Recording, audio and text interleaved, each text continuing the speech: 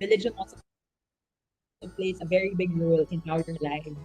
So merong my baby, Yes, we also have here feeling ko before. for Go ahead, love Daph. for babies. Tapos we also have here for the future and coffee din. Parang tayo to. Parang tayo yan. Para sa future and sa kape. Oh, we have here for our monthly family outdoor trip. Oh, that's nice. Monthly family outdoor Oh, trip. that's so nice. Meron din for my internship. Ako yung mag-a-agree sa'yo kung sino man yung sumagot nito. I feel you so much. Meron din para umattend ng free webinar ng Positive Workplace. Wow! Parang isang tao lang yung sumagot niya. Very dedicated. We also have here para sa sarili ko, para mag-work at may pambayad ng bill at merong pambili ng mga gusto ko that will make me happy. So that's for themselves to work and so that they can have money to pay the bills and buy the things they want. So to make them happy. Again, ano, instant translator. I love it. Thanks so much, Daffy. Meron din para magpaalipin sa salapi. Katulad ng sinabi mo kanina. Yan. Yeah. So you can just put in your answers. Wow, Daffy, may admirer Wow ka naman! dito. Okay, thank you so much for your answers, and we really hope that you're going to enjoy our webinar this time. So, as I can see, meron pang mga sagot sa chat box para sa sweldo. Ayan, relate din kami dyan. And for our deadline. So, again, thank you so much for joining us. So, Daphne, maybe we can already start our webinar this afternoon. So, again, good afternoon, everyone. We are going to tackle elevating leadership through positive psychology in our April webinars. And in positive workplaces, our mission is that we co-create cultures that enhance the well-being of the Filipino workforce. We are able to do that through what we call the positivity ripples, and that all starts with you, because when you're able to learn all these knowledge and apply them in your life, you're able to model it for others or even teach them to others and encourage them to do that as well. And that's how you create cultures and ultimately create the positive workplace. So Daffy has some reminders for you. Okay, so now we have some reminders before we start our webinar. First, have another device with you kasi we'll be sending links for interactions like Pigeonhole for the Q&A and Mentimeter for an activity para ready kayong makapag-participate. We'll also be sending the links in the chat box later, kaya it's totally okay if the device you're using is the same device for these interactions. Number two, have a paper and pen ready to take notes of what you learned sa ating discussion. For sure, marami tayong matututunan today and pwede natin mabalikan ito by taking notes. And then we encourage engagement in the chat. Please be reminded lang din to be respectful to everyone. Okay? Next, the link for the evaluation will be given at the end of the webinar. And good news, it will also be available for those attending via YouTube. The link will be open up to 30 minutes after the webinar ended, so make sure you stay until the end to be able to get your e-certificate. Also, in filling up the evaluation form, tandaan niyo po ang acronym na 10, which stands for title, email, and name. Make sure na yung title is the same ng sa webinar for today. Your email should also be working because that is where we'll be sending your e-certificates. And lastly, make sure your full name is spelled correctly since your e-certificates are automatically generated. Some last reminders, if you have any concerns about evaluations and certificates, you may email us at engage@positiveworkplaces.org. We'll only entertain inquiries up to 1 week after the event. Please be kind to Joyce and when sending your inquiries in general. Thank you so much, Daffy, for those reminders. And if you were able to listen in and naintindihan niyo yung reminders, can you please send a thumbs up, kahit reaction on Zoom or even just a thumbs up in our chat box. Yan. Okay, I can see 16 people, 20 people giving a thumbs up. May mga heart reactions din. Thank you so much for listening to our reminders. And I think we're really ready to start our webinar this afternoon. So again, as mentioned, this month, we are going to talk about elevating leadership through positive psychology. So you've noticed that we've really focused a lot on leadership this year. 'Di ba parang start pa lang ng webinars natin, puro leadership na yung pinag-aaralan natin. And it's really very important because leadership determines where an organization or where a group goes. And everything that we do as leaders are actually something that we can learn. They are skills. And ang isang parang nagiging downside when we become a leader is parang minsan napapabayaan natin yung well-being natin, 'di ba? Parang dahil maraming responsibilities, we have a lot of responsibilities on our shoulders, we have to prioritize the needs of our groups.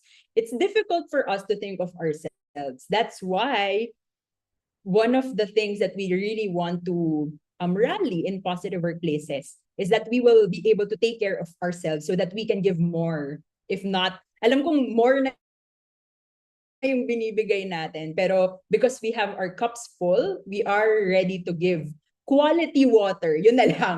Parang we are ready to give quality water to the people around us. That's why this month we invited positive psychology practitioners and experts in the field so that we will be able to learn more about the science of well-being. Okay, so this afternoon, we're going to talk about the Helio model. Next week, Gab will talk about positive emotions.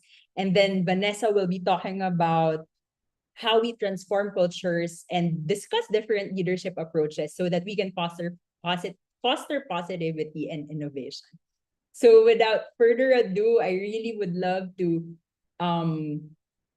introduce our speaker this afternoon. So Lisa is the founder and lead facilitator at Heliotropia, a Melbourne-based consultancy specializing in well-being, coaching, and organizational leadership.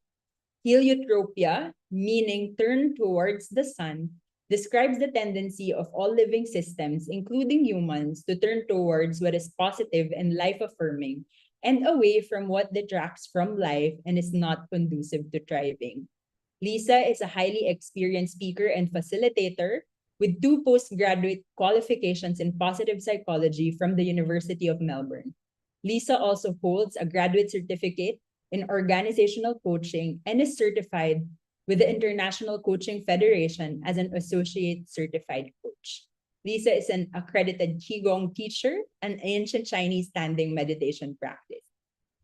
Lisa's work takes a systems-informed approach and a strengths-based approach as well. She loves collaborating with individuals, groups, and organizations, co-designing practical strategies to assist others to flourish in spite of inevitable challenges and setbacks. So without further ado, let's all give Lisa Barker a warm webinar welcome. Hi, Lisa.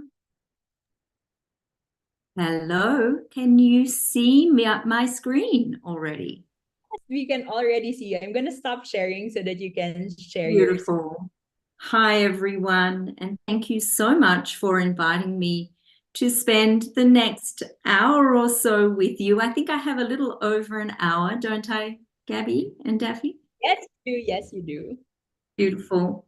And I want to make sure we have time for questions at the end. Yeah. So I'll talk for a little while, but there will be 4 opportunities through the Mentimeter for you to participate, and I'd really love you to do that so that I can get a feel for what is important to you. I loved What Do You Wake Up For? I was smiling away and enjoying it so much because I'm also going to be talking about how can we wake up to living a life that, although challenging and with lots and lots of things we have to deal with, a life that gives us a sense of positivity and calm and peace. So I'm going to share my slides, and I'll put them up now. And I'll just make sure I get that. I hope you can all see them. Yes. Fantastic. And in putting together my presentation tonight, I had a beautiful time looking at the Philippines and making some selections of photographs. So I hope you enjoy them. There's lots of Australian ones here too, but you'll see that some are of your beautiful country, the Philippines. So Helio Wellbeing, Helio means sun. Tropia means to turn towards. And so each and every day, Helio Wellbeing is about turning towards the sun. And I mean this as a metaphor, in that we turn towards what is life-giving and helps us to lead a good and healthy life. I've been introduced beautifully, and thank you very much for that, Gabby. I want to just give you this little definition of heliotropia, or the heliotropic effect, which is a term in nature and in psychology. The heliotropic effect is the tendency for all living systems, including us, we are a living system, to turn towards what enables life, what gives us life, and to turn away from what depletes us or detracts from a healthy life. And if we do this enough, we really can begin to thrive. Everything I talk to you about today is research-based, evidence-based. I've spent lots of wonderful time as a teacher. I know I have some educators in the room tonight. I was a teacher for 30 years, and then I moved into the field of wellbeing science. Everything I talk to you about is from the evidence. They're not just my good ideas. Now, I believe this is your beautiful flower, your national flower. I want to ask you, and this is for you to put in the Menti, what is heliotropic for you? So what do you see, hear, feel, or experience that is like turning towards the sun for you? It might be a person, it might be a beautiful food that you love, it might be something that you hear, something that you feel, something that you see. Have a go and think of something that feels like turning towards the sun for you.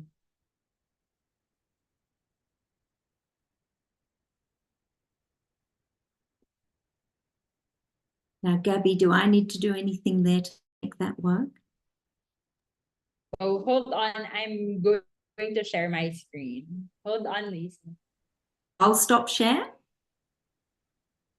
I can grab the screen from you. You can Hold do on. that. Yeah.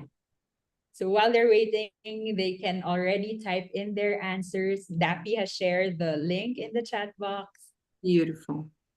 Okay, so here it goes. There. Can you see the screen? Yes, I can. I can.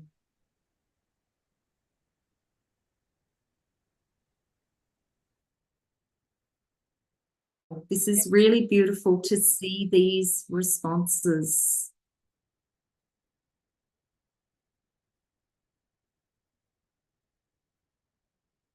And I can see that already we have many elements in our life that are like sunshine, are like that fill our hearts and our minds with light, with warmth and light, which is what the sun does for us. I'm seeing family, nature, time to myself. I saw a little earlier, the love of Jesus, opportunities, children, parents. This is very beautiful. Family. okay when I'm thinking of doing the old things and routines that I love, accomplishments, that is beautiful. I'm seeing some gorgeous animals, fur babies, pocket gardens around the city, the warmth of the sun, hope, the thought that the best is yet to come, simple things like a warm bath, a cup of tea, the presence of Jesus in my life. So these things we have in our life, and maybe just now there were some ideas there that you could add to your own list of heliotropic things that are already in your life. I'm going to put my slides back on again.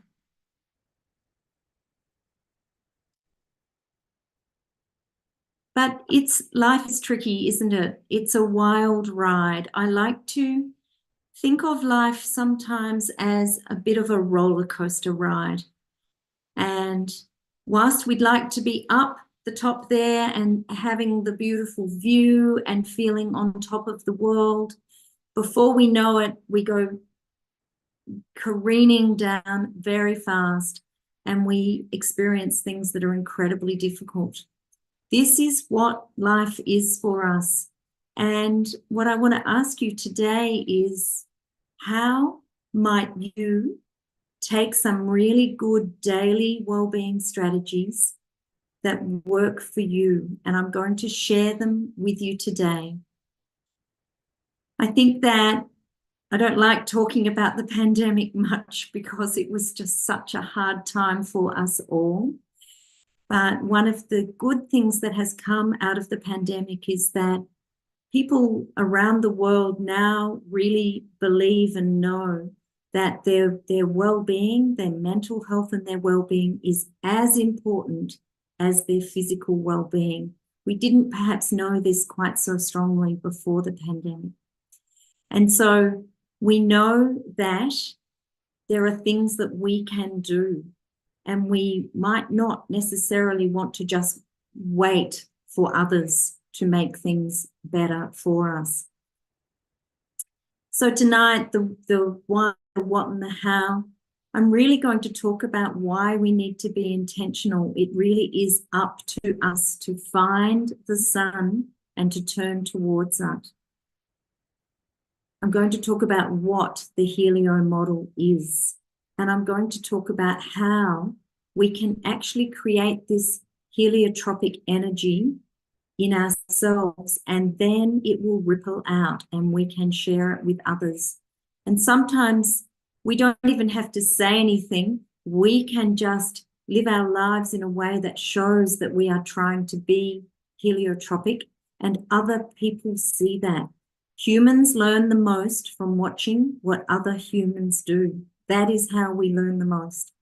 And so if we can be inspiring models of warmth and light, then other people will learn from us and do the same.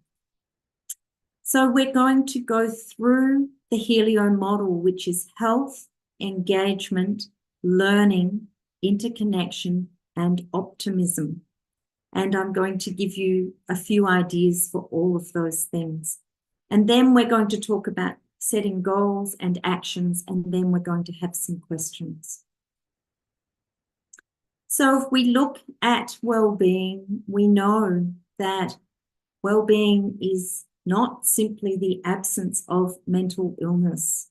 It is more complex than that. We also know that so much research in the world focuses on this side, the side where we have a gap, we have something that's not quite right. The field of positive psychology, of course, has been fantastic in focusing on the other side, on how can we actually look at the good things we have in our lives and how can we create more of those things so that we can move towards this really flourishing place, this life that feels good and that also enables us to do well in the world. not only for ourselves, but for others, for our families, for our communities. So this is the definition of well-being that I really like. And I hope you love this tree. I think this is perhaps a tree that is, I don't know if it's common, but I believe it is the banyan tree. I may be wrong, and you can certainly correct me in the chat bar. But well-being is a state of being with others and the natural environment that arises where human needs are met, so we have what we need, where individuals and groups can act meaningfully to pursue their goals, and where they are satisfied with their way of life. So this definition is all about these important things: being with others, with the environment, having meaning in our lives, being able to set goals and work towards them, and then feeling satisfied with the way in which we are living our lives. This man is a wonderful researcher from Scotland, and all of his work has been in communities such as the Philippines, and communities where there are layers of complexity and poverty. And so he spent all of his researching life looking at how can we create well-being outcomes in environments that may be quite challenging. So we know we have this negativity bias, and this is our brain trying to look after us. It looks at the thing that is bad, and it focuses on the thing that is bad, and it says, this is bad, I need to really focus on this. What happens though is that the brain forgets or doesn't notice all of the good things that are happening around that bad thing. And so we also know that negative factors have a much more powerful effect on us, on our minds and on our bodies. And the positive things, we need more positive than negative just to be balanced, just to stay in a balanced, calm way. And so the research shows that it's about 4-1.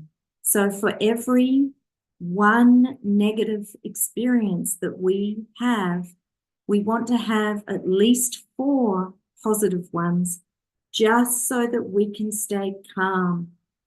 And this researcher, Rick Hansen, he talks about Teflon and Velcro. So the negative experience is like Velcro, it sticks to us. The positive experiences, if we don't take a moment and notice them, they are like Teflon.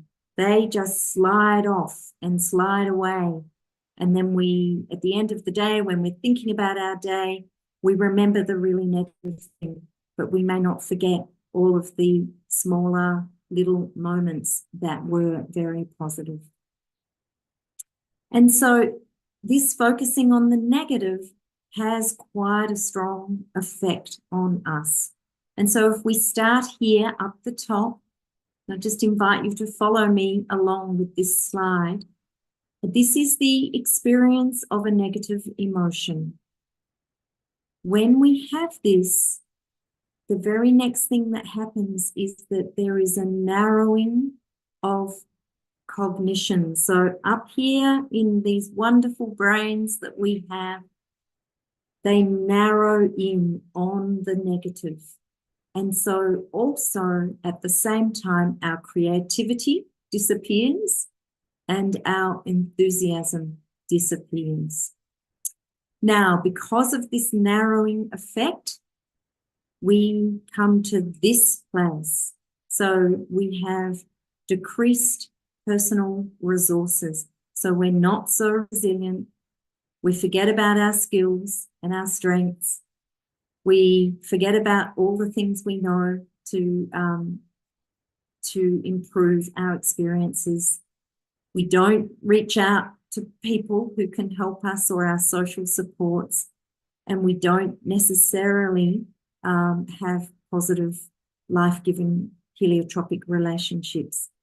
All of this narrows down, and it comes to this place where our health is decreased, our health goes down, our sense of fulfillment and purpose goes down. And because we feel this, then if we trace this arrow up, we have more negative emotion. And so down we go again. And it is a spiral down. Now, what is actually happening inside our bodies? Because remember, we are a system. We are a living system, the most extraordinary system. But something is happening inside our bodies when we experience a lot of negative emotion and a lot of stress. It's called allostatic load. And I want you to imagine your shoelaces. And I want you to imagine when you lose the little plastic bit off the end, what happens to your shoelaces. Have a little think about that for a moment, and I'll show you the next slide. This is an Australian medical researcher, a wonderful man and a wonderful mindfulness teacher as well. So what happens when we are under a lot of stress?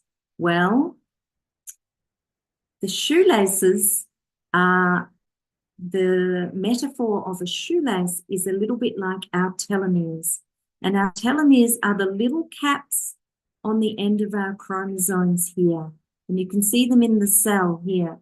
This research was actually, some of it was done by an Australian researcher called Elizabeth Blackburn, and they won a Nobel Prize, Science Prize for this research. With a lot of stress, this little cap starts to shorten and get damaged. And so therefore the stress affects us at a cellular level. And it actually changes the DNA, our expression of DNA. So these little telomeres are like the ends of your shoelaces, and stress is like the frame of the shoelace. The little protective cap has come off and the shoelace is fraying. So it's incredibly important to work out ways to minimize a lot of stress. Okay, so I've got a question for you now. I want to know, if stress narrows everything down, which it does, what do you do to create time and space to open things up again? And we've got a mentee for that. So I will ask Gabby now to share that screen again, and I will stop share, I think, so that I can see them.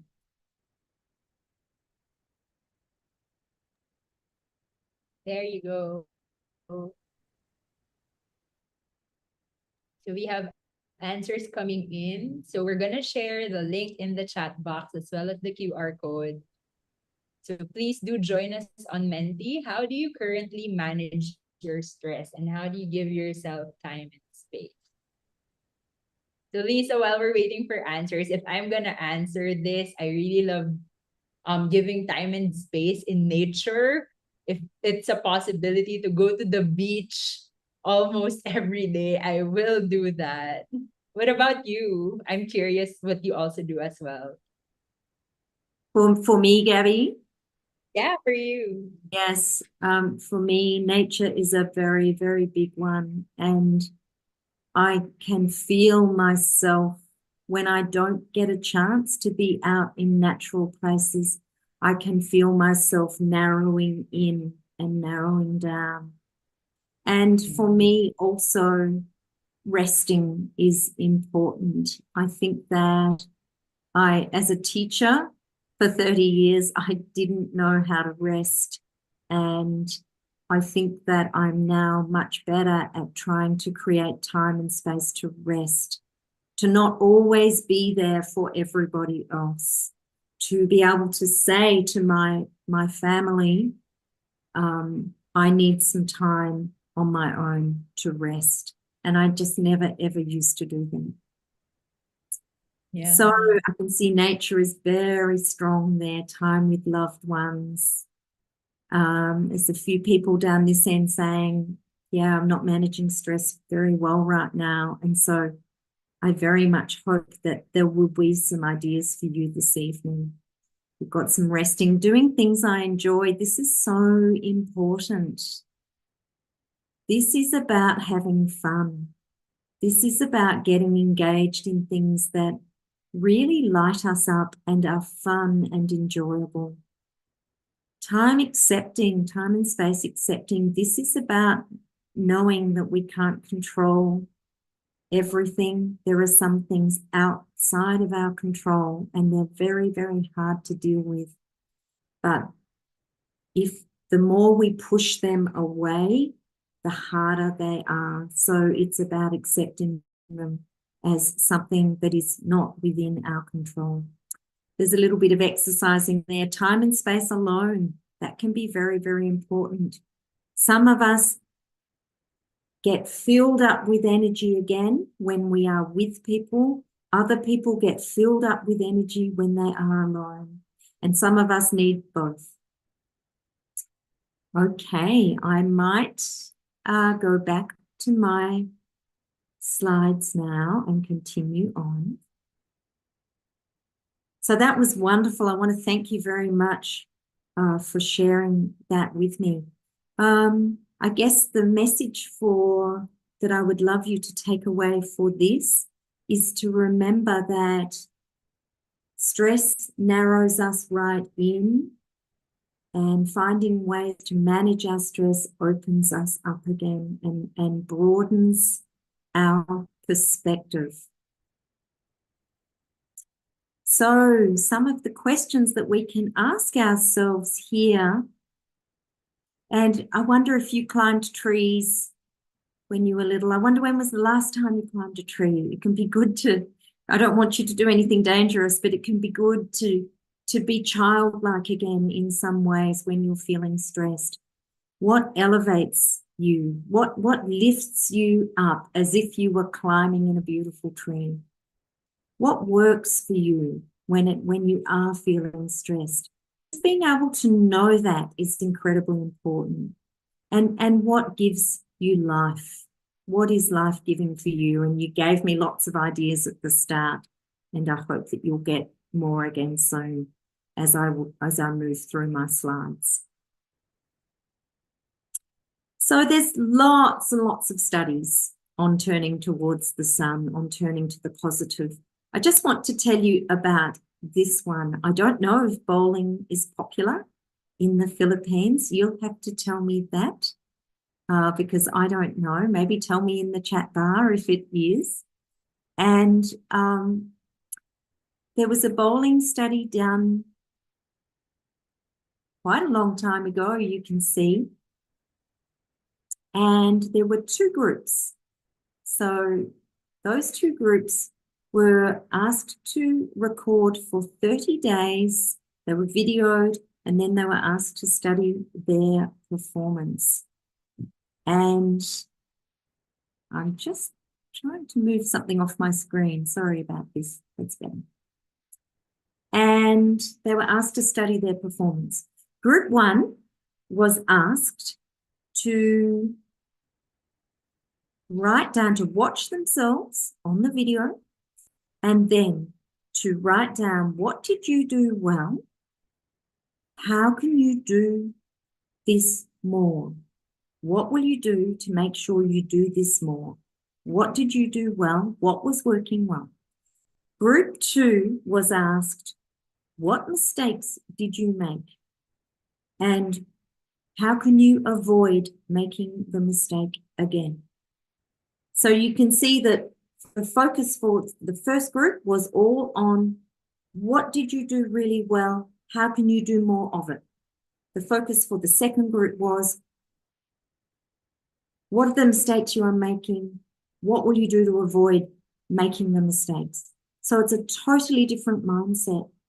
Now, in the group 1, the group that we're looking at what they did well, you won't be surprised to know that 100% of that group improved their bowling score over the 30 days.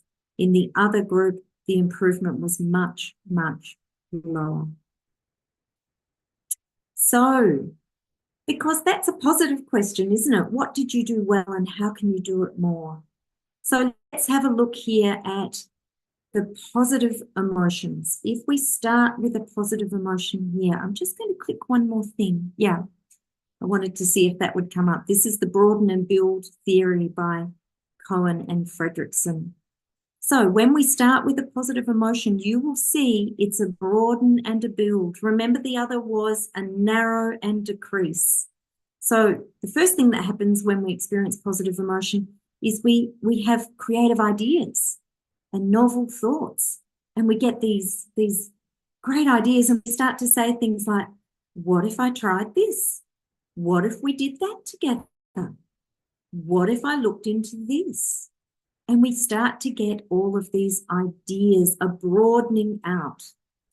Because we're doing that, the next thing that happens is we are building these personal resilience, personal resources such as resilience, our skills, our knowledge, our social supports, and our relationships.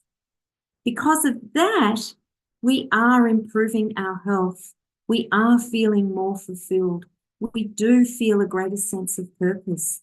And because of that, we follow the arrow, we experience more positive emotion. And so this whole cycle starts over again. And this is what it looks like, because we are increasing our awareness of what it is that gives us positive emotion and helps us to be more creative and heliotropic. Our agency, so we decide that we are going to do some things that actually improve and increase positive emotion in our lives, and our cognition.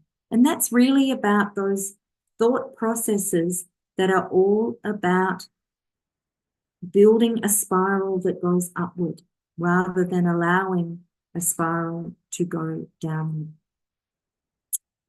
So I want to say to you that well-being is not just a buzzword. It's a conscious, deliberate way of life to ensure that we can feel good and we can do well in spite of challenges. And we often have a fork in the road. You can see here, there's 2 paths here. And it's about us being courageous enough to decide that we're going to step on a heliotropic path and step towards deliberate ways to increase well-being. We know that we are part of a wider ecosystem. It's not just up to us. It's not just up to the individual. We need to have good supports around us, families and friends, social networks. We need to be able to work in organizations that are good for us and care about us. We need to be in relationship with our community, and we need to have public policies, local laws, national laws, regulations that can be good for each one of us, for our communities, for our organizations, for our families, for our individuals. So everything is connected to everything else. And I'm going to just show you how this works. You know this already. You all know this already. Everything that happens in the world is affecting everything else. But this does not mean that we don't have any power. Sometimes we might say, oh, there's nothing I can do. It's the system that is causing everything. And yes, a lot of things happen up at this layer that ripple down to us, but there are things we can do that will make a difference as well. It's not only up to us, though. We have to make sure that whatever we are doing is rippling out, and that our organizations, for those of you in the room who have responsibility within the organization to make sure that people can feel good and do well at work, it's up to you. It really is. And it's up to us to embrace every opportunity we have for that. Okay, I've got an activity for you here. I want you to imagine that you are a beautiful peacock. Again, I don't know, do you have peacocks in the Philippines? I'm not sure if you do. We never see them here in Australia, or very rarely. I know that we all have our own strengths and skills, and we all have complex lives, and we have lots of responsibilities and lots of layers. Let's imagine that you are a peacock and that behind you, you can put your tail up and everyone can see all of the layers in your life. The things that we might not share in the workplace, we may not share with people unless they're very, very close to us. But what are your great strengths? What are your skills? What are the things that are in your beautiful tail? Because we humans are amazing. We are not just machines, you know, working. We're just not cogs in the machines. We're amazing, complex, beautiful people. I'm going to stop sharing and I'm going to ask you, and this is a tricky one. You might never have been asked this before. But what is in your peacock tail? Imagine if you could put it up and show the world and say, look at me. Look at how beautiful and resilient and complex and amazing I am. This is what is in my tail. And you might even put also in there your beautiful family, the roles that you play in life. Perhaps you are a parent. Perhaps you are a sister, perhaps you are a brother, perhaps you are a beautiful uncle or aunt, perhaps you are a very good daughter or son. What's in your beautiful peacock tail? Perhaps you're incredibly kind. Perhaps you're very patient. Perhaps you're very calm in a crisis. And when things are going really badly, you're this very calm person that people can look to and say, I know I'm going to be okay because I'm looking to this beautiful person who's calm and measured. Perhaps you have a wonderful skill that you share with people, such as music or art or theatre or something that you share with people to make them happy and to give them joy. Perhaps you're very, very funny. Perhaps you are the funny one that makes everyone laugh, even when things are really, really hard. Perhaps you work really hard, get the job done, you understand that you come to work, you work as hard as you can, you do the best you can every single day, and then you go home and you can feel confident and sure that you did the very best you could. That's beautiful and wonderful. I love it. I don't want that to stop. I want to keep watching it to see all of these beautiful, beautiful peacock tails that are behind you. And I want to ask you and invite you in the workplace, when people are with you, I want you to imagine they've got their tail up and that their tail is full of this beautiful, heliotropic, incredible energy. And they may not show you their tail. It's their tail and they don't have to show you.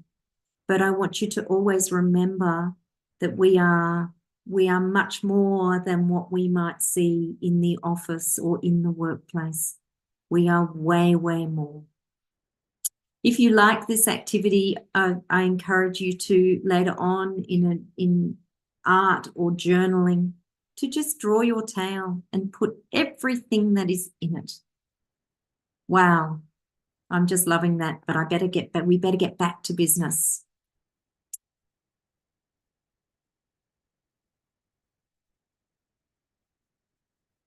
Okay.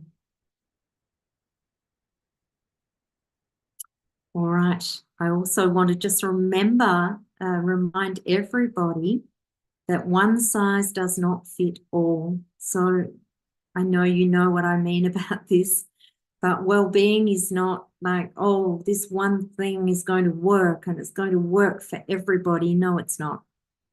No, it's not. We all have a different peacock tail. We are all different.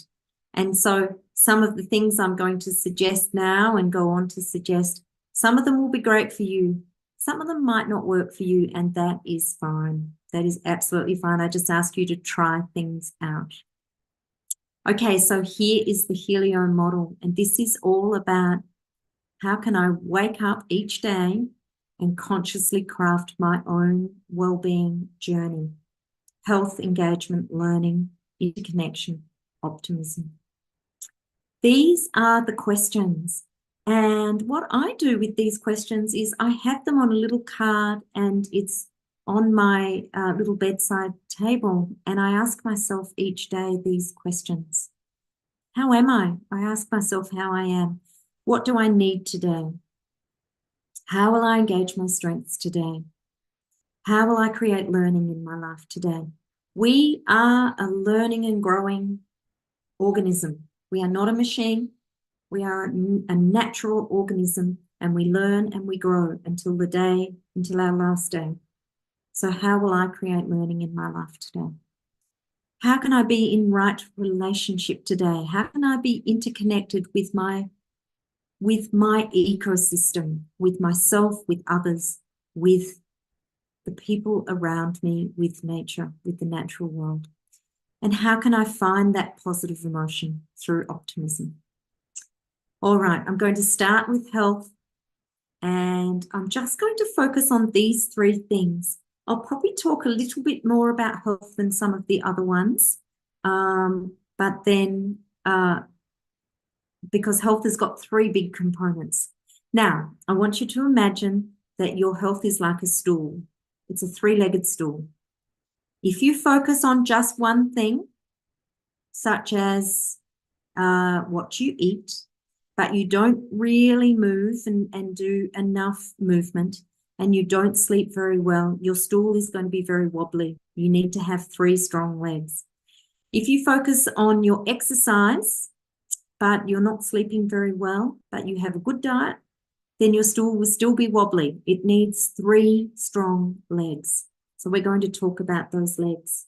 Now, this is our vagus nerve here, and I want to show you that the brain here and the heart here and the gut here are all very connected. And when we started life, they were all together. They were all together in a little group of cells. And then this nerve, the vagus nerve, grew and separated them out, but they're still very, very connected. And so this is where we need to be focusing when we think about our health. If we do not have a healthy gut, if we do not have good nutrition, then we will not feel healthy up in our head. Our mental health will not be good if our gut health is not good. Our heart health, our emotional health will not be good unless we have nutrition here and we have good, strong mental health routines here. All of this messaging, 80% goes north. So this nutrition side of things is incredibly important. What we put in here affects our mental health very, very much. And so they are like partners, and we want our partners to work together well. If we want to feel strong up here cognitively, we need to make sure that what we put inside our gut will facilitate that. Now, color is very important in food. I know you have beautiful food in the Philippines. Color is important. We need to be eating lots of colors, vegetables, fruits, different colors. Let's talk about exercise and movement for a minute now. Did you know that the average person sits for 9 hours a day and then they lie down for a further 8 hours if they're lucky, if we're lucky enough to get 8 hours lying there? So 9 plus 8 is 17. And 17 out of 24 is a huge percentage of our lives. And so we need to be moving. We need to be moving. We need to find ways to move. There's some stand-up desks here. I don't know how popular they are in the Philippines, but they are great. And if you do not have the opportunity to stand up during the day, you've got to make the opportunity. Walk around, move your body. Our bodies were never designed to spend 17 hours a day not doing much. Now, the other problem is that we are often choosing our free time to be very still, keeping still. Who doesn't love, watching things on a big screen? We all love it. Of course we do. However, there's been some big studies done to show that if we spend more than 50% of our leisure time in what is called sedentary pursuits, so things that keep us still, sitting or lying down, we will have more frequent and higher symptoms of anxiety and depression. This second study, if we have a low physical activity leisure time, and then we probably are going to be at risk for needing medication for anxiety and depression. Now, there's nothing wrong with needing medication. There's nothing wrong with that. And it's important to have medication when we need it. However, it's important to also move our bodies. We were never designed to just be still. So, one of the great places to move our bodies, of course, is outside. This is a beautiful image.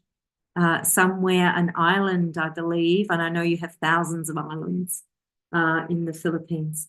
But this is why it matters to be outside. It matters so, so much. All of these things are things that happen when we are in natural environments. And it can be hard to find a natural environment. I really appreciate that. You are living in cities and in cities with a lot of people. But even if it's a weekend time, and every weekend time, where you find an opportunity to be in a natural environment and just see what happens. These things happen. And look at the bottom ones, the bottom two. We're actually kinder people and we're kinder to our planet when we engage with the natural world. So sleep, let's move on to that third leg of the stool. Sleep is a period of sensory isolation. Now, when I was little and then when I was a teacher, we never had to worry about people using screens in bed. That just wasn't a thing. However, it has become a thing. And I want to suggest to you that screens and devices are not welcome. That's just more stimulation. Sleep is a period to isolate and to close down the senses. It's very, very important for us, and it's critical for us the next day. If we want to have a heliotropic day, we have to make sure that we have good sleep. Here are some sleep essentials for you. I will go through these quickly. I do run whole webinars on sleep, so that might be something we can think about doing in the future.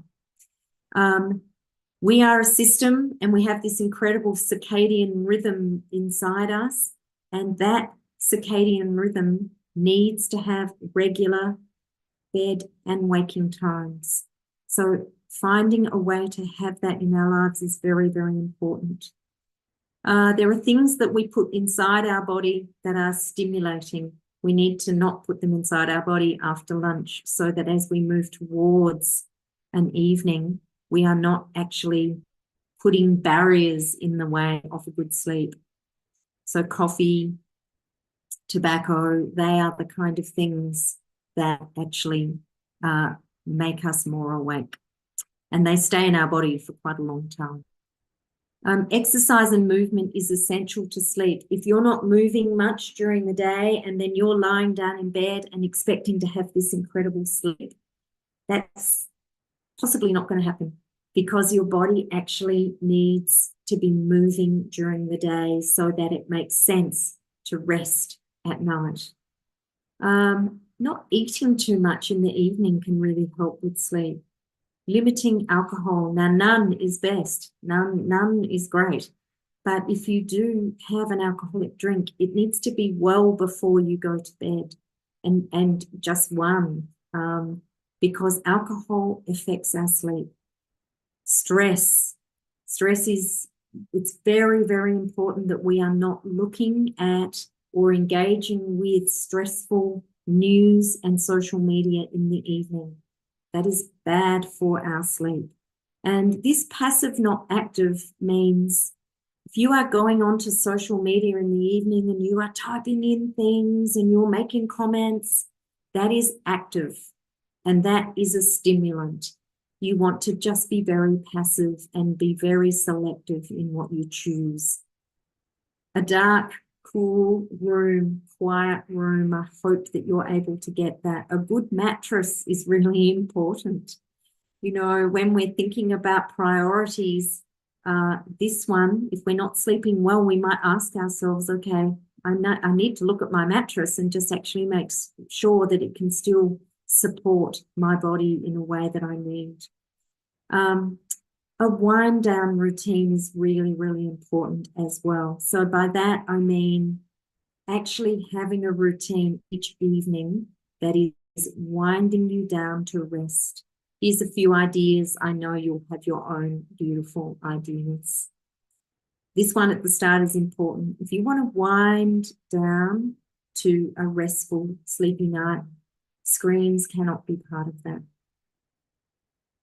All right, I'm moving on to engagement. So how might I more fully engage today? Now, I want to share this with you because this is a wonderful model that you may know or may not know. Mihai Csikszentmihalyi, what a name. He is of Czech origin. He was one of the co-founders of positive psychology along with Martin Seligman. Not many people know about Mihai, but Mihai worked out that it's very important if we want to be really engaged in life. It's very important that we challenge ourselves and that we work on our skill level so that we can end up in this place here. Not all the time, but some of the time. If you have students, you're working and you have students, or you have people that you are working with in the office, we also want to bring our students and our employees here too. We want them to be challenged, but we also want to make sure they have the skills and resources to do their work well. And so I really suggest that you have a look at Mihai Csikszentmihalyi's theory of flow. It's a really interesting one, and it helps us to be very engaged. We also need to know what our strengths are. We all have these incredible strengths. They're in our peacock tail, remember? If you don't know them, you can always take a strength survey. You might have done this already. If you haven't, or you haven't done it for a little while, it's a great thing to do, just to have a look at what your strengths are. There are 24 strengths here, and I've got the website there, and that's just a bit more detail. You may not be able to see that very clearly, but they're grouped into 6 big themes. And if you haven't done a strength survey lately, I want to invite you to do that, and then to really bring those strengths to life. Strengths are important. We need to make sure, though, that we don't overplay them too much. And so this is about finding a spot that's just right.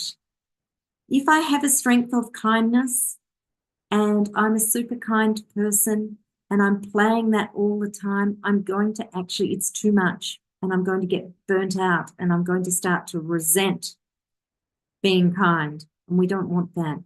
If I don't play it at all, if I have kindness as a strength, but I just never get a chance to be kind, then it's going to deteriorate and disappear. So we need to find the right spot always and move it around depending on the context. So learning is the next one. How can I create learning in my life today? Learning is so important. Please, please have a think about, what can I learn today for the rest of your life, each day for the rest of your life? because it's all about being curious. It's about being a heliotropic, natural being. It's about finding ways to learn and grow and develop and change. And so curiosity, we'll just spend a moment on curiosity for this evening. You might later think about professional learning goals, of course, and we will talk about goals a little bit later. So curiosity is often something that brings a lot of joy to us. If we look at a baby, babies are so curious. I was chatting to a friend of mine today, and her baby is going to be 1 on Friday. And I said, what's he up to? What's William up to? And she said, he points at everything and wants to know what it is. And I thought, wow, we need to remember to do that as we get bigger, you know, to always stay curious and to be looking around us and thinking, oh, what's that? What's that about? What am I interested in? What can I go and look into? How can I become curious? And we can also become curious about the things, patterns or habits that are not very heliotropic, that are not actually helping us to feel good and do well. And we can think of those as maybe they're a little bit like rocks in your rucksack. If anyone has ever had a big rock backpack on the back, they'll know that you want to lighten it. It gets really heavy after a while. And sometimes we can carry things in our rucksack, and I'm talking about a metaphor now, that are habits or patterns that are actually not very helpful, and they're getting a bit heavy. And so you might get curious about how to let some of those go, how to take some of those rocks out of your rucksack. Interconnection. This is about belonging. It's about being with one another and keeping one another calm. It's about how we connect online. It's about how we connect to nature. This is the word. I wonder how we say this. I'm going to have a go. I don't know if I'll get it right. I think I'm going to say Pakiki Pag Kapwa. And I don't know if I got that right. But I kept seeing this word every time I looked at different ways of connection and different ways of interconnection. I saw that Filipino people have this beautiful philosophy of Pakiki Pag Kapwa, that everything is interconnected, absolutely everything. And so how do we find ways to make sure that that is part of our lives? Because this is part of who you are. This is in your DNA. And so when I talk about right relationship, I'm talking about ourselves, I'm talking about others, even the people that we find very challenging, even the people we don't know. And I'm talking about the natural world, non-human species with our planet. When I talk about connection, interconnection online, I just want to remind you that we can get a little bit carried away with likes and follows and friends and shares.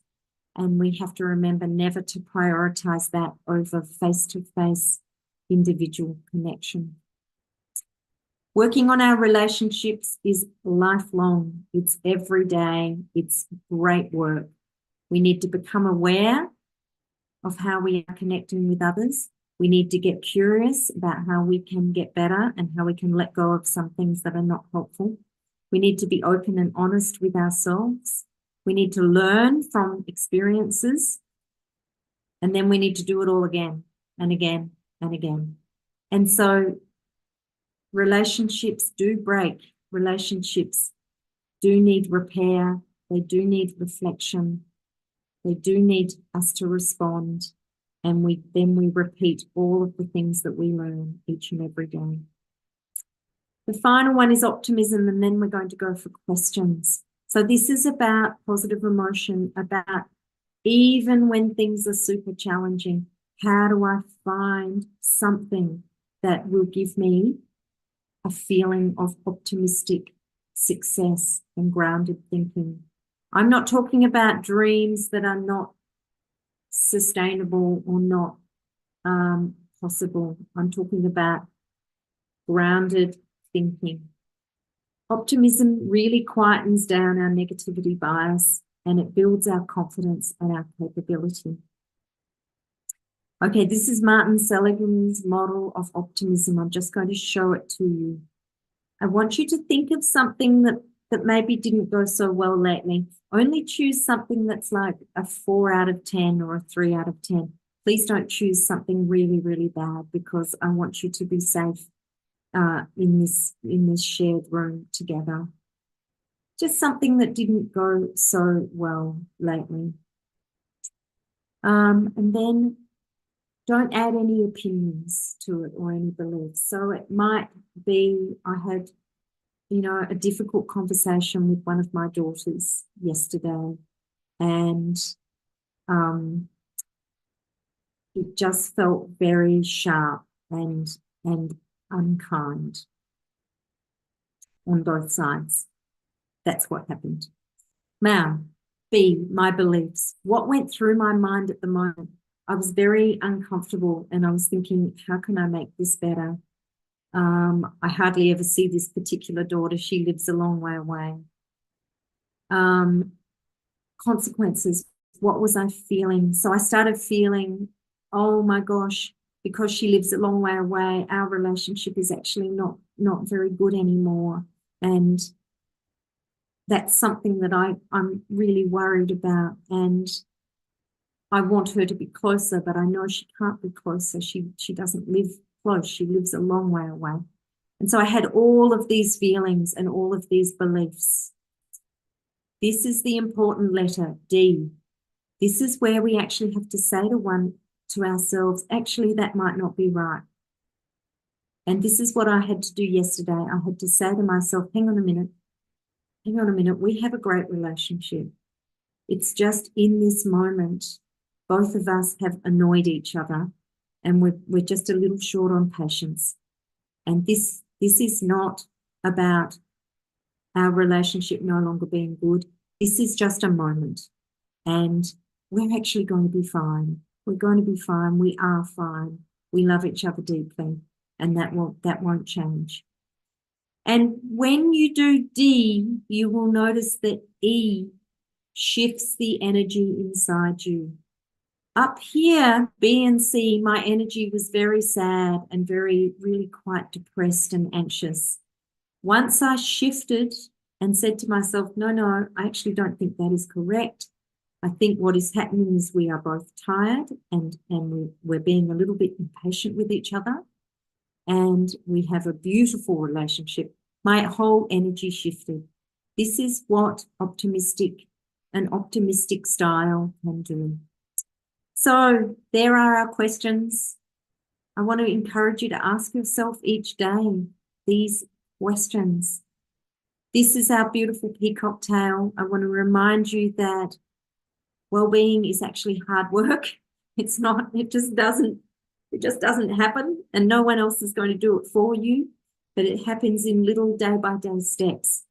And to keep exploring our well-being and how to find ways to actually be more heliotropic, that's very life-giving. We're not supposed to do it on our own. So share this, share what I've talked to you about tonight. Share with your families, with your colleagues, how can we be more heliotropic as a group?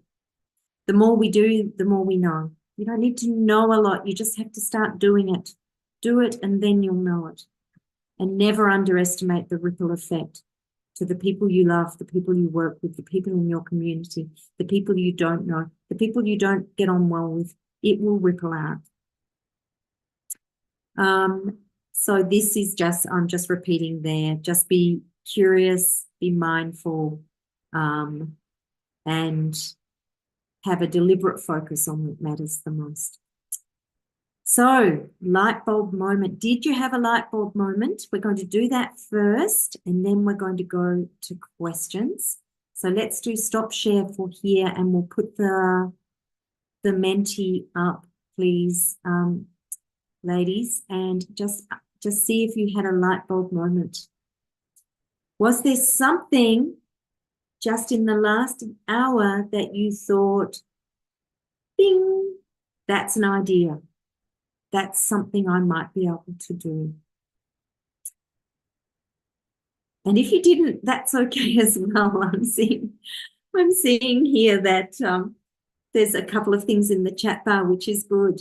And I'll go down and have a little look down there. But proactive, fantastic. Yes, to complain a little less.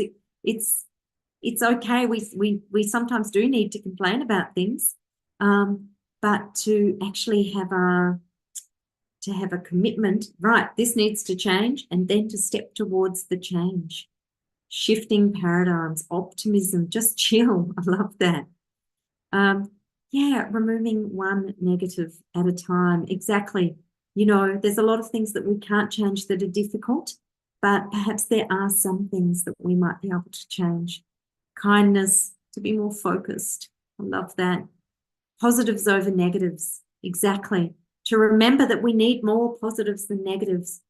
One of the things I do, and I haven't got it here on my desk, but one of the things I do during the day is I carry a tiny little diary. It's just a little notebook, and it's tiny, and a pen, and then I record each day 10 tiny joys, 10 tiny little positive moments. And because it's in my bag, like when I'm out, if something lovely happens, or if something lovely happens when I'm at a workshop, or I quickly get it out and I write it down. No one knows what I'm doing. Doesn't matter. But by the end of the day, I have 10 tiny little positive moments. I want to suggest that you try that. Oh, wow. I'm loving this. Don't be afraid to try. I love that. Don't be afraid to try. Just step towards the warmth and the light and just see what happens. Be intentional. Just do it. Accept, gratitude, exercise. I love it. All right, we'll go back to mine just to open for questions. Let me see. Yeah, thank you for that. This is a way to set some goals. I'm actually going to send this to Gabby, and then she can hopefully send it out to you. It's just setting a SMART goal that gets very deliberate. And this is how you can be in touch with me. And I would love it if you were. You know, you can reach out to me. This is my website. This is Instagram, which I use a lot. And I try really hard to put good things on Instagram that are not just fluffy things, but they're actually really important things. This is Facebook. I don't use that so much. This is my LinkedIn, and this is my email. All right, I'm going to stop sharing now, and but I really, really would love you to reach out. I mean that with from the bottom of my heart. I mean that. You can reach out to me. All right, going to stop sharing and see if we have some questions, Gabby, or if it's time to wrap up. I'm not sure.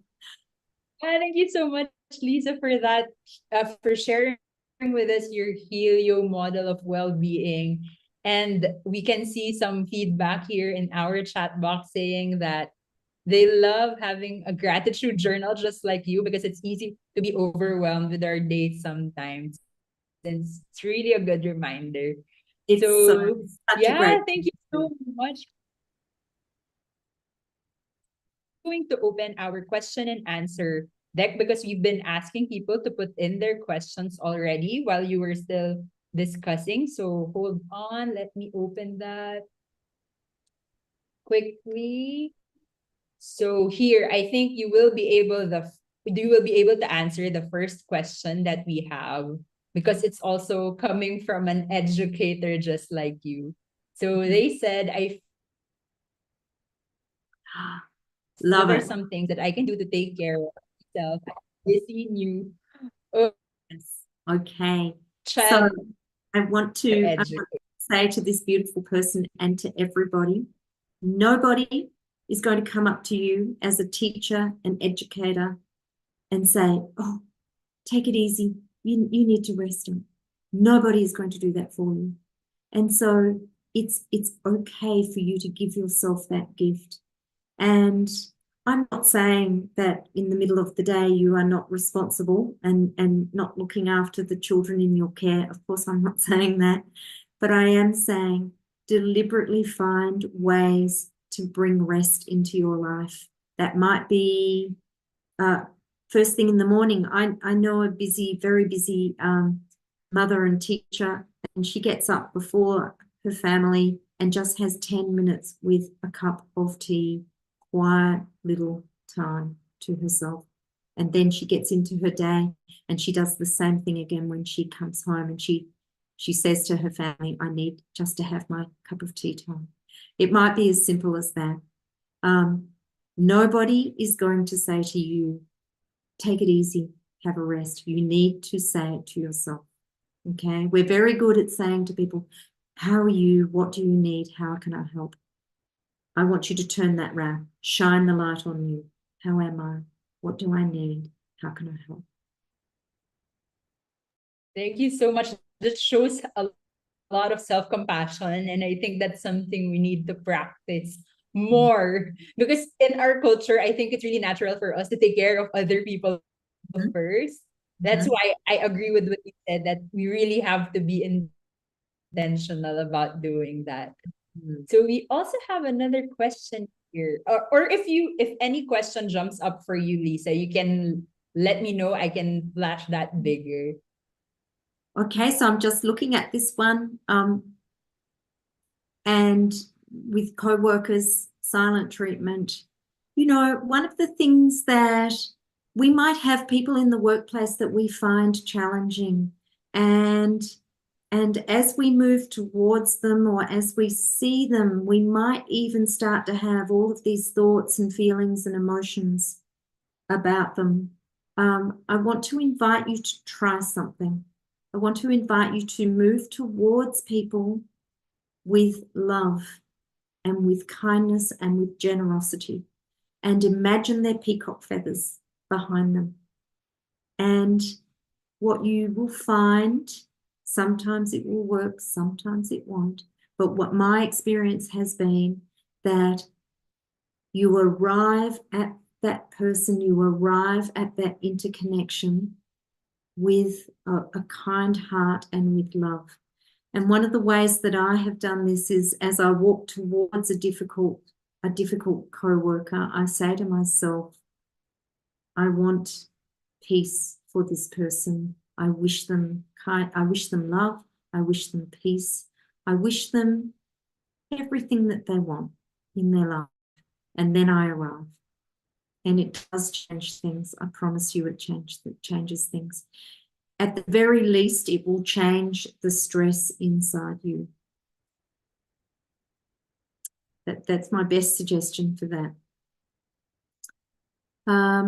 Okay, I've got I can see this great one here about scaling up at a community level. I think that that's a wonderful question, and I agree that, yes, it is very effective at the individual level. All I can say to you for this is to share the model, to share heliotropia, share the heliotropic effect. What I'm saying about that is, so many people, they don't actually realize that we are another beautiful part of the natural world. And just like anything else in the natural world, we need warmth and light and water, and we need to have things to help us to grow. And share this as much as you can. Just by doing it yourself, though, I promise that you will see an effect. And if you think about the slide that I had that showed all of the ecosystems, all of the systems, like a nest of systems, it starts to move out. But never be afraid to share a good idea. A good idea doesn't care who it belongs to, so share it.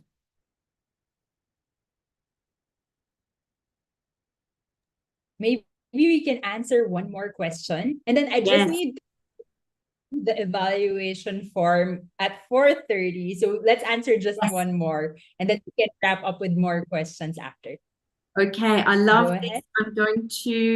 I think I'm going to, oh, there's so many and it's so hard to choose, but I'm going to actually go down to this one about my own heliotropic routine. So what do you do when you wake up in the morning? I think it is your first thing in the morning.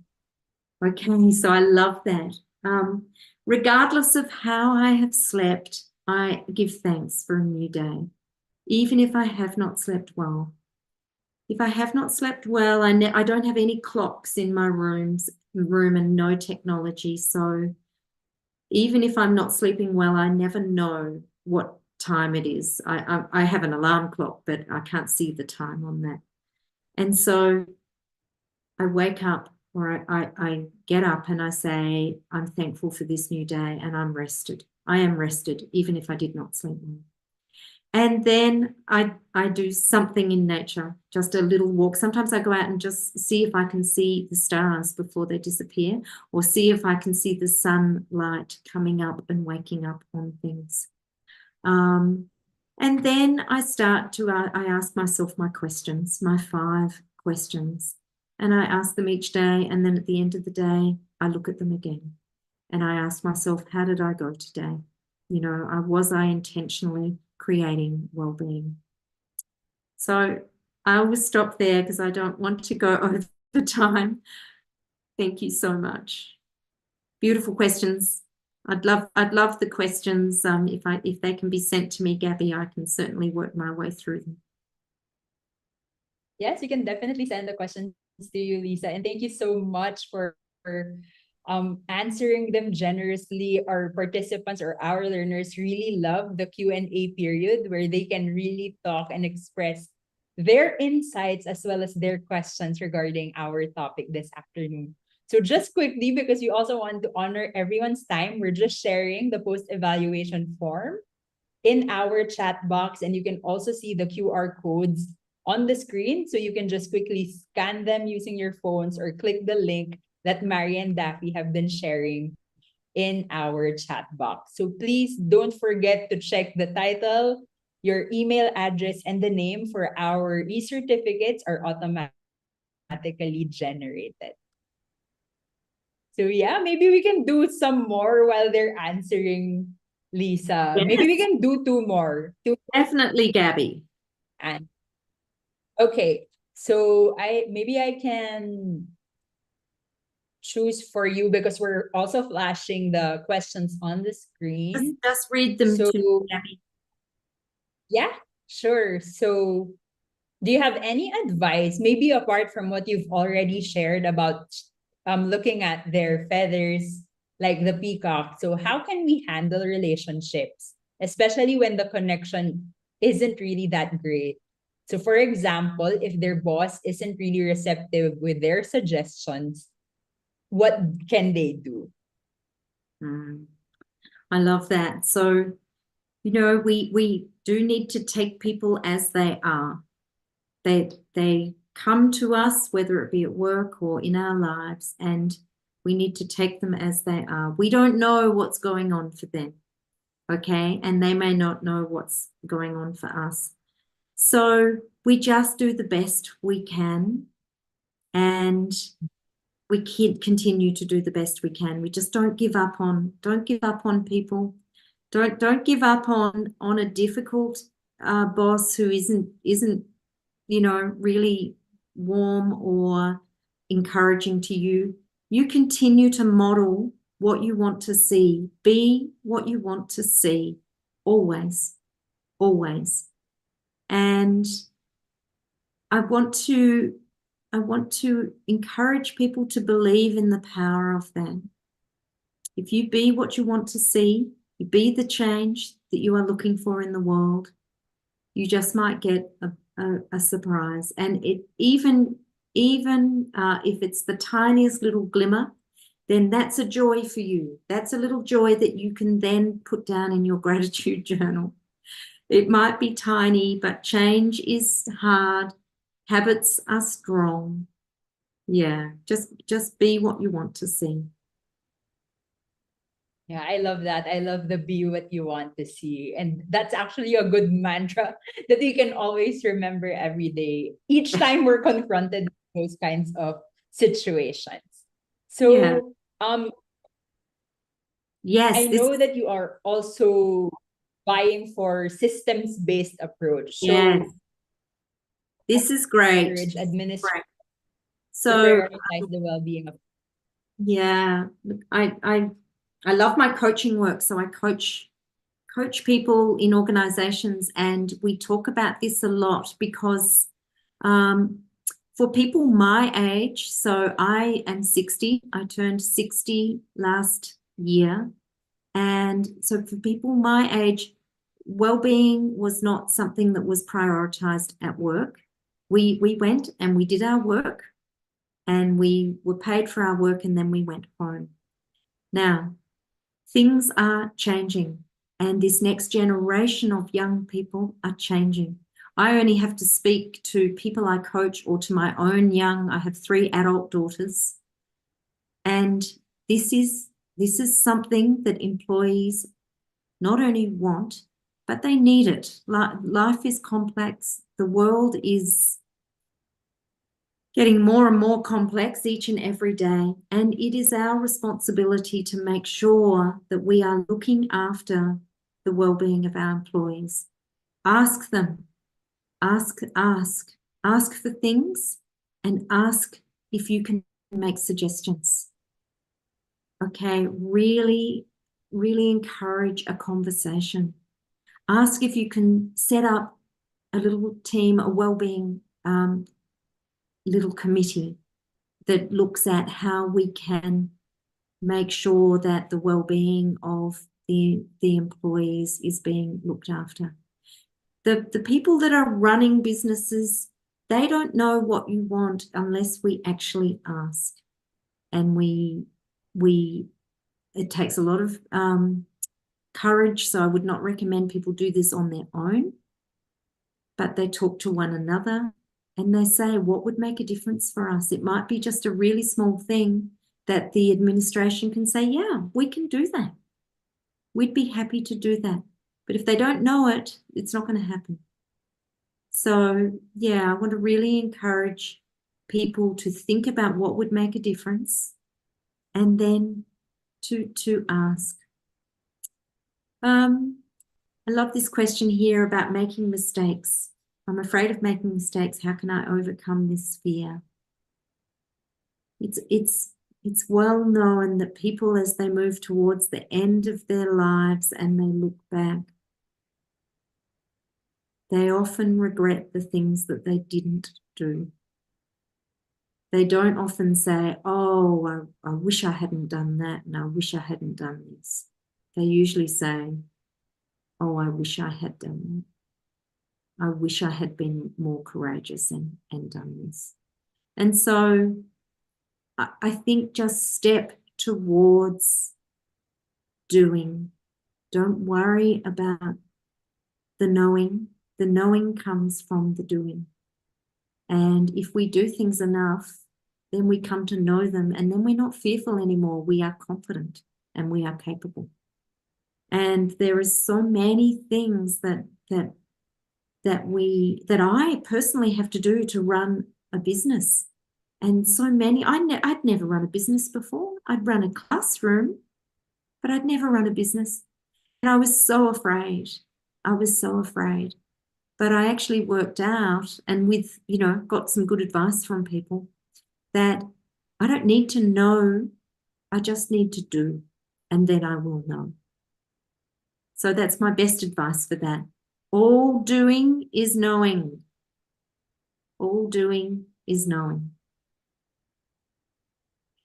All doing is knowing. I think we also have students joining us this afternoon. So if they're just about to enter the workforce, so maybe that's one of the things that they can also carry with them. And for those who are in the workforce for a long time, if there's something that you want to try, or like if there's something that you want to raise, Lisa, I think doing is, again, can you repeat? Knowing comes from the doing. So let's Yes, really work All doing is knowing, and then the knowing because you have done it. So all doing is knowing, and all knowing is doing. You just got to do it. Just like the Nike advertisement, just do it. Exactly. We just have one question left. Is there anything else you wanna add? Because we've already covered relationship aspects in our Q&A. Would you want to answer our last this afternoon? Yeah, look, what I would say is we go into work, we are there to work, and we are paid for our work, and then we leave and we have our lives away from work. It can be hard to feel motivated if the work is not very meaningful for you, or if you are worked very, very hard and beyond what is reasonable, it can be very hard to be motivated. So what I would like to suggest is to just find small ways to see the hopeful things in the workplace. It might be that you actually have one or two or more beautiful people to work with. It might be that the money you are earning is helping you to have a more secure future.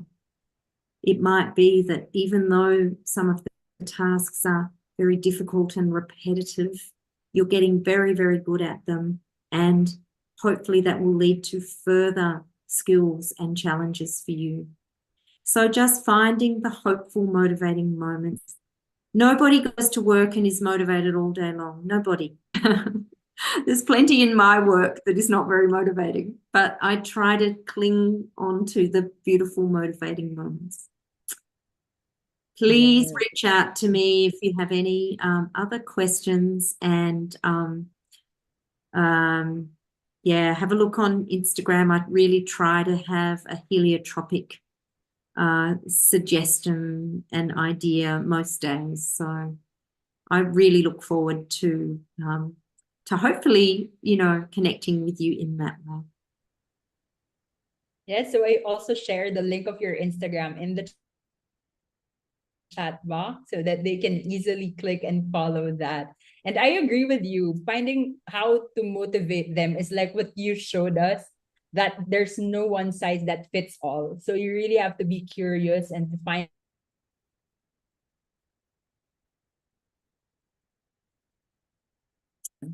I love that. For inspiring message. I think some of our learners have heard about different models of well-being, but I hope that they were able to refresh their knowledge and really enhance what we already know about well-being.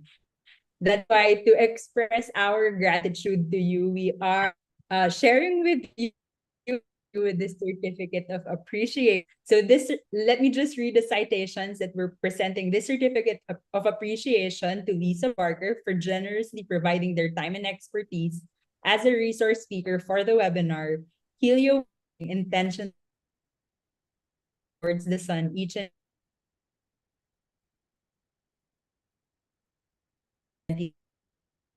That's wonderful, Gabby. Thank you very much. And our Chief Officer, Nikki Vergara, Lisa's classmate, right? Nikki was Lisa's classmate in their arts and positive psychology in University of Melbourne. So thank you so much, Lisa. Thank you, everyone, and love to you all, and love to Nikki. She was so much fun to work and study with. A very heliotropic human.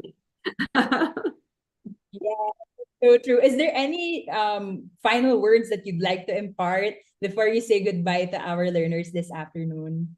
I just send love and good wishes, and I wish for you all peace and calm and well-being. My greatest wish for you are those things. Thank you so much, Lisa. And I believe that we are all receiving those things that you wish for us. Again, thank you for spending your evening and our afternoon here in the Philippines with us. So for our learners who are still in the meeting room, we have 2 more webinars webinars this April. We have Gab Lizada next week who will talk about the ripple effects spreading positivity through positive emotions. And last is Vanessa Travers, Transforming Cultures, Leadership Approaches to Foster Positivity and Innovation. So please do join us and register for our next webinars. Just a few more reminders. If you haven't followed us yet, please do follow us on Facebook. So you can just scan the QR code or click on the links that Daffy and Mary have been sharing with you. We are also on LinkedIn, so please do follow us there.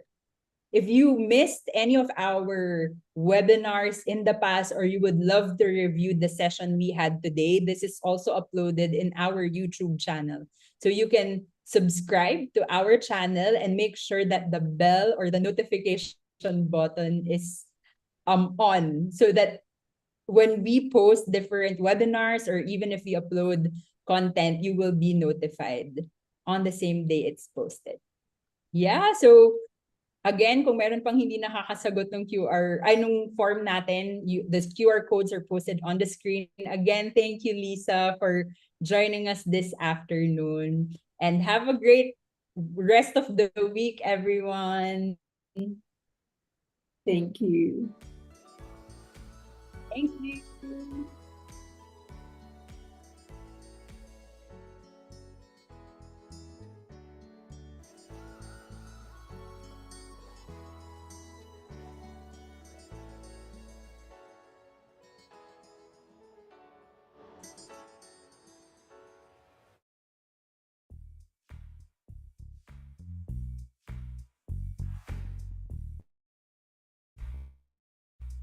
We'll be closing the room in 3 minutes.